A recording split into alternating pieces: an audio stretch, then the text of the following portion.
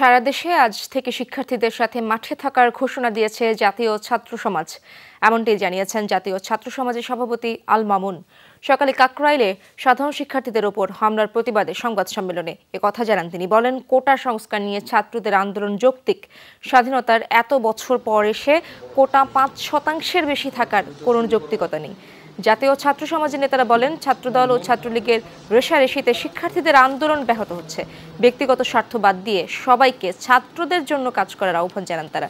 স্বাধীন কমিশন গঠন করে সাধারণ শিক্ষার্থীদের দাবি বিবেচনায় নিয়ে কোটা সংস্কারের দাবি জানান তারা। একটি স্বাধীন কমিশন গঠন করে সাধারণ শিক্ষার্থীদের দাবিগুলো বিবেচনায় নিয়ে অপ্রয়োজনীয় কোটা সুবিধা বাতিল করে মেধা বিকাশের সুযোগ উন্মোচিত করে কোটা ব্যবস্থার সংস্কার করা উচিত বলে আমরা মনে করি। আমরা সারা বাংলাদেশের সকল শিক্ষার্থীদের সঙ্গে সকল যৌক্তিক আন্দোলনে, সকল অধিকার আদায়ের আন্দোলনে থাকবো বলে আমরা আজকে থেকে ঘোষণা করছি।